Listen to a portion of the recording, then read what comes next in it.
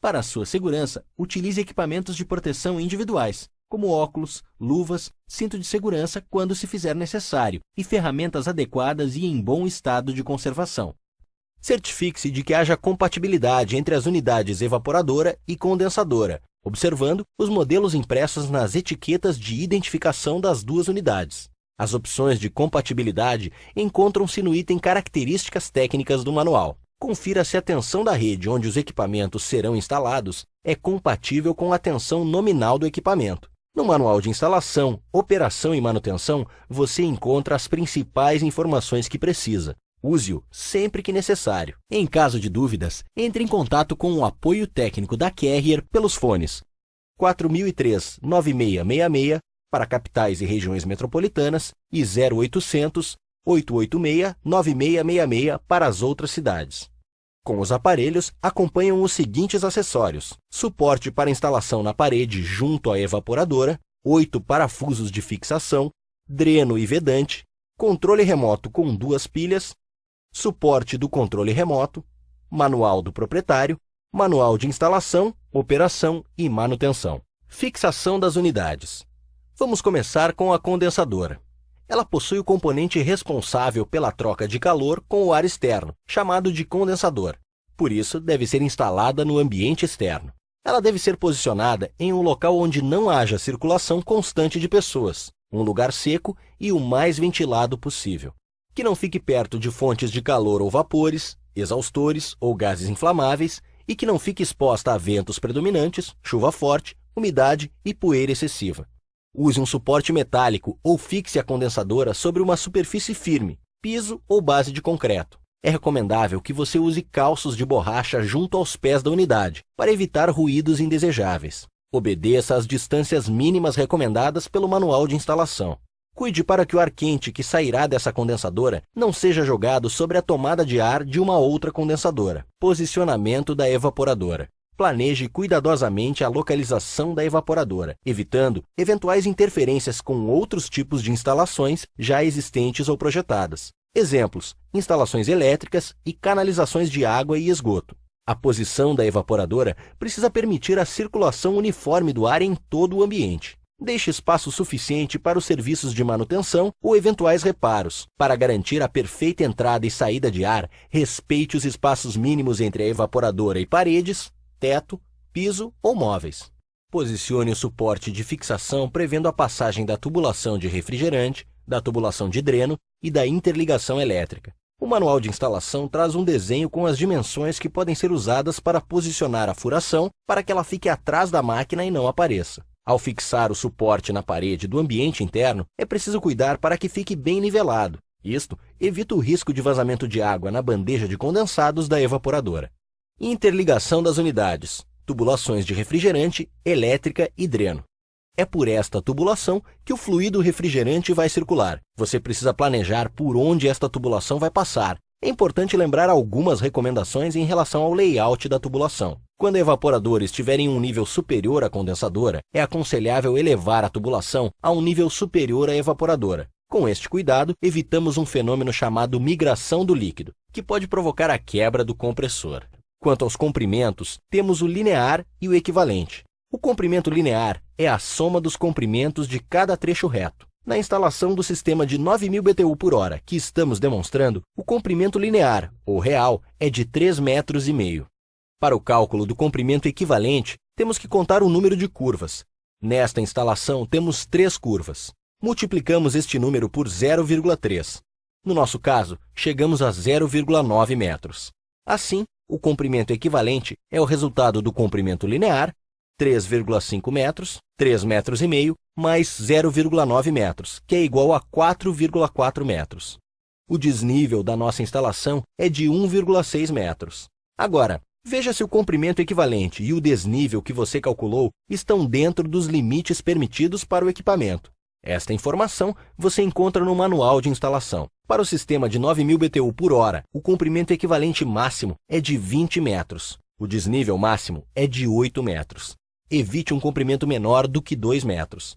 Uma tubulação curta pode apresentar ruído muito forte. Quando for o contrário, ou seja, a condensadora acima da evaporadora, o recomendável é a instalação de um sifão na linha de sucção a cada 3 metros de desnível. Esta medida ajuda o óleo a retornar para o compressor. Para saber o diâmetro das tubulações, consulte o manual de instalação. Esta recomendação deve ser seguida. Caso contrário, a velocidade do refrigerante no interior dos tubos ficará fora dos limites projetados, causando problemas de rendimento e dificuldade de retorno do óleo ao compressor, diminuindo a vida útil do aparelho. Na instalação do nosso sistema 9000 BTU por hora, vamos usar o tubo de 3/8 de polegada na linha de sucção e um tubo de 1/4 de polegada na linha de expansão. É importante salientar que problemas gerados por diâmetros inadequados não são cobertos pela garantia do equipamento. Se você colocar os tubos em um único isolamento térmico, o equipamento perde a capacidade. Portanto, eles devem ser isolados separadamente. Utilize o cortador de tubos e retire as rebarbas. Caso seja preciso usar solda para unir os tubos, utilize o alargador em uma das extremidades. Assim, a união contará com uma boa área de contato, reduzindo o risco de problemas com a solda. Para evitar a oxidação que se forma no interior do tubo durante a soldagem, aplique nitrogênio passante. Veja a diferença entre um tubo soldado com nitrogênio e outro sem nitrogênio. Na condensadora, existem 2 válvulas de serviço. Retire as porcas de latão. Elas serão utilizadas para a conexão dos tubos. Coloque a porca no respectivo tubo e faça o processo de flangeamento. Ao fixar o tubo na prensa do flangeador, deixe uma distância de aproximadamente 2 milímetros da extremidade. Para certificar-se que o flange está bom, observe se ele está cobrindo toda a área cônica da válvula onde o tubo será fixado. Além de cobrir toda a área da válvula, o flange deve passar facilmente pela porca. Conecte o tubo na válvula de serviço. Para fixar a porca, use 2 chaves, para dar maior segurança e evitar a movimentação da válvula.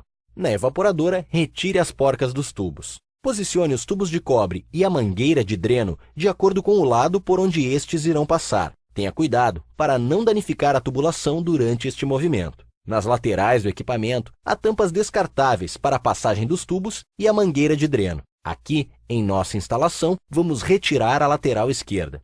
Para interligar a elétrica das 2 unidades, são necessários 4 fios, um de cada cor, sendo 3 de interligação e 1 para o aterramento. Esta informação consta no diagrama de interligação do manual, assim como as recomendações para a seleção dos cabos. Recomendamos a utilização de terminais para a conexão dos cabos elétricos. Para este tipo de equipamento, é fundamental o aterramento correto das unidades. Conecte os cabos na borneira. Faça os flanges nos tubos de interligação. Verifique se o flange cobre a área das conexões. Lembre-se de usar 2 chaves para a fixação das conexões. Conecte a mangueira de dreno a uma rede para a saída da água condensada na evaporadora. Não esqueça que a drenagem é por gravidade, por isso, cuidado com o nivelamento da evaporadora e evite que a mangueira fique dobrada ou em um nível acima da bandeja da evaporadora. Para trechos longos, é recomendável que a rede de drenos seja feita em tubulação PVC. Na parte interna, você pode usar uma calha para melhorar o visual da instalação. Faça um teste de drenagem, colocando água na bandeja da evaporadora. Verifique se o escoamento é completo. De acordo com o diagrama, conecte os cabos na borneira da condensadora. Utilize terminais elétricos. Revise as cores dos cabos e a sua posição na borneira. Processo de vácuo. O processo de vácuo é de extrema importância para um bom funcionamento do equipamento.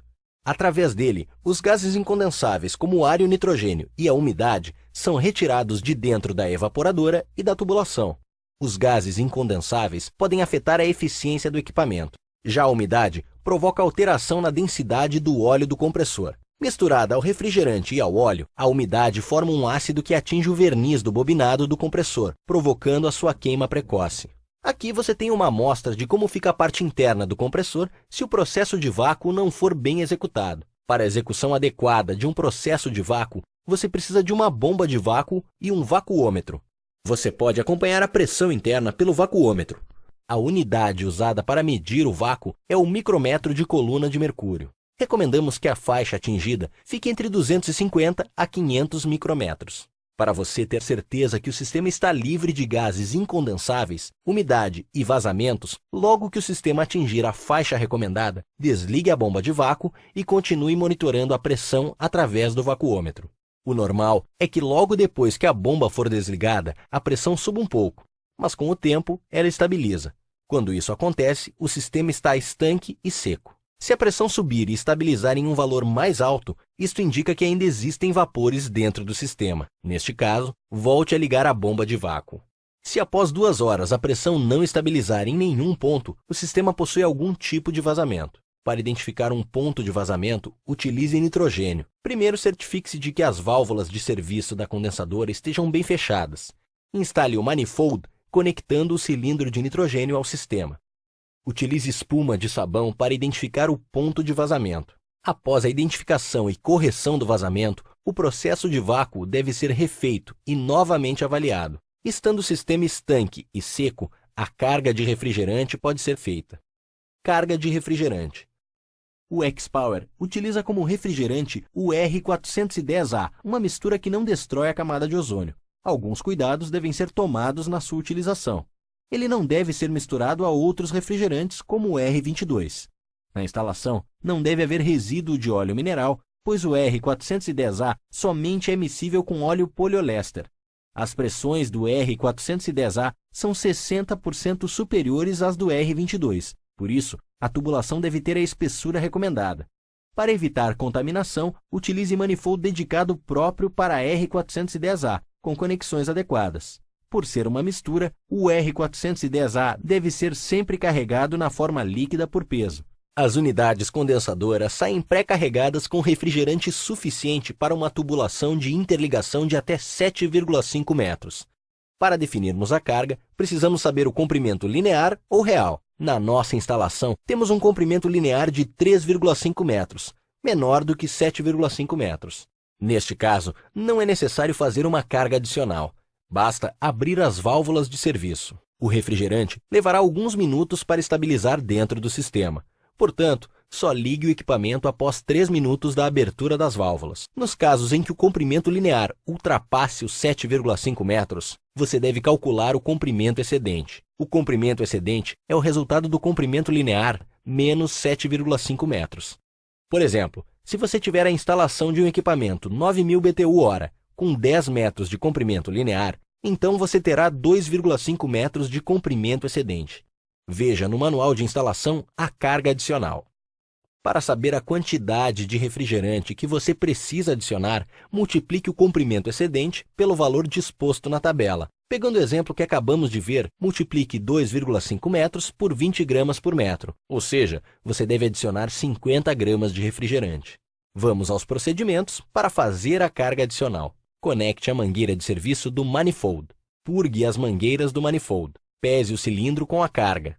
Deixe entrar as 50 gramas de refrigerante. Abra as válvulas de serviço. Aguarde 3 minutos para que a pressão estabilize. O equipamento está pronto para funcionar. Testes de funcionamento. A alimentação elétrica deve estar protegida por um disjuntor com a capacidade indicada no manual de instalação. Nos locais onde a alimentação for de 220 volts entre as fases, o disjuntor deve ser bifásico. É importante que ele esteja devidamente identificado. Para equipamentos com tensão nominal de 220 volts, o mínimo deve ser de 198 volts e o máximo de 242 volts. Se a tensão não estiver dentro destes limites, o equipamento não deve ser ligado. Ao ligar o equipamento, acerte a temperatura desejada. Quando o compressor começar a funcionar, verifique se não há ruído excessivo.